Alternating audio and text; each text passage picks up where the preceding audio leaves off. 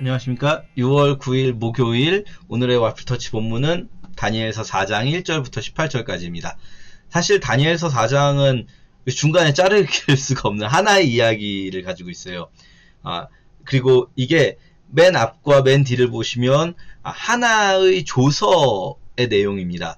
느부갓네살 왕이 나 느부갓네살이 조서를 내리노라 하면서 시작하고 맨 마지막 부분에 보면은 이러이러하여서 내가 이렇게 조서를 쓴다, 반포한다 라고 이야기하면서 맞춰지기 때문에 이 4장 전체가 하나의 이야기 구조인데, 근데 오늘 이제 너무 길기 때문에 이 큐티 본문으로 반을 이렇게 잘라서 오늘은 18절까지만 보게 되는데요. 말씀드린 대로 이 내용은 지금 두 가지 액자식 구조를 가지고 있습니다. 그러니까 이 실제로 느부갓네살이 조서를 반포하는 시점은 한참 더 뒤에 이 모든 일을 경험한 후에 한 이야기고요. 그렇게 이야기를 하면서 내가 이렇게 조서를 반포하는데 어떤 일이 있었냐면 하면서 과거 회상이 들어가는 거죠. 그래서 이제 4절부터 나 느부갓네살 왕은 나는 궁전에서 편히 지내고 있었는데 어느 날 내가 무서운 꿈을 꾸었다 하면서 이제 1절부터 3절까지는 이 액자의 틀이겠고요. 그리고 이제 4절부터 액자 안으로 들어가는 이야기가 되겠습니다.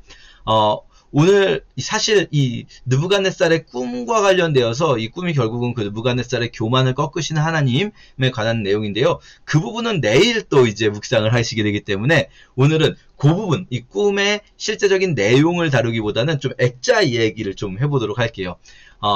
이 느부갓네살의 조서라는 것이 어떤 의미이겠습니까? 이 당시 고대 근동 전체, 어떻게 보면 그 시대 사람들이 생각하고 있는 전 세계, 온 세상을 다스리는 왕으로 하여금 여호와 하나님을 인정하고 그 여호와 하나님을 위한 조서를 반포하게 하는 이 어마어마한 일이 벌어진 거예요. 이 누구를 통해서냐면 다니엘을 통해서.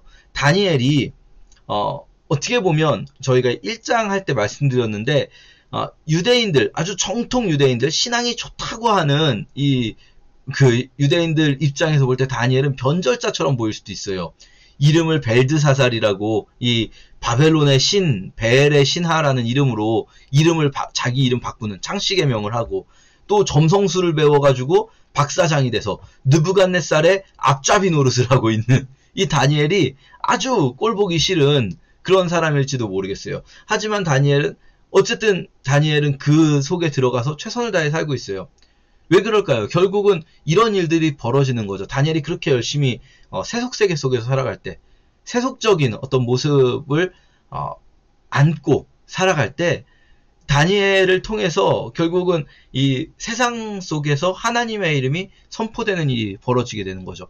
오늘날 그리스도인들도 세상 속에 살아가잖아요. 뭐 세상과 섞이지 않으려고 노력하는 것이 나쁘다는 건 아닙니다.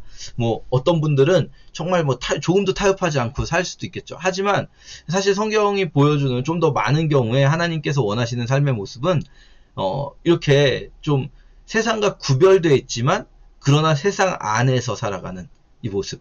그리고 세상과 구별되어 있다는 것은 분명한 선이 있다는 것이지만 세상 안에서 살아갈 때 세상 사람들이 이야기하는 그 관점에서도 뭐랄까요, 인정받는, 이 바울식으로 표현한다면 디모데전서에서 외인에게도 인정받는 사람, 외인이 이제 기독교인이 아닌 사람들에게도 인정받는 그런 모습으로 살아가는 것, 그것이 바로 이런 일들을 위해서 필요한 거죠. 선교사의 삶인 거죠. 이게 바로 다니엘의 삶이 선교사의 삶이고, 이 다니엘의 삶을 통해서 결국은 이 선교적인 뭐랄까요, 열매가 맺어지는 거죠. 느부갓네살의 조서라는 엄청난 열매라고 할 수 있습니다. 느부갓네살이 이 다니엘을 어느 정도로 인정하냐면요, 이 액자 안쪽을 보면요, 액자 안쪽, 그러니까 액자는 이 몇 년 후에 조서를 반포하는 시점이겠고요. 그리고 액자 안쪽의 이야기는 그 몇 년 전에 느부갓네살이 꿈을 꾼 시점부터의 이야기일 텐데, 느부갓네살이 꿈을 꾼 다음에 다 해석을 못할 때 벨드사살, 다니엘을 불러오죠.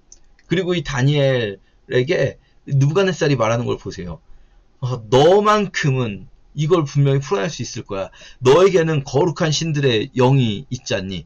이 느부갓네살이 다니엘을 인정하는 것은 결국 뭐냐면 다니엘이 이 하나님의 사람이라는 것, 그것을 인정하는 것이죠. 이 느부갓네살의 마음이 어려울 때, 번민될 때, 그때 다니엘에게 조언을 구하는 거죠. 그 교만한, 이 전 세계에서 가장 잘 나가는 왕이 말입니다. 누구나 힘든 시간이 있을 수 있거든요, 사실은. 세상에서 아무리 잘 나가는 사람들도.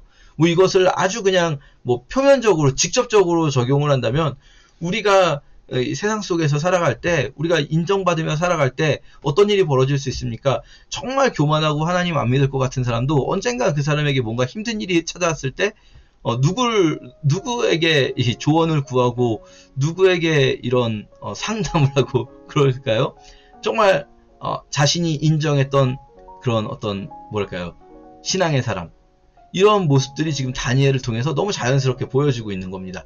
뭐 꼭 요 케이스만을 이야기하는 건 아니지만, 이런 다양한 상황 속에서 하나님의 이름을 높이는 일들, 이것을 할 수 있는 자는 누구인가?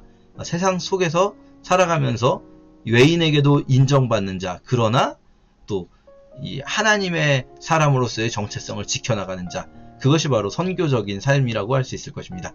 오늘도 여러분 모두 선교사가 되시기를 축복합니다. 감사합니다.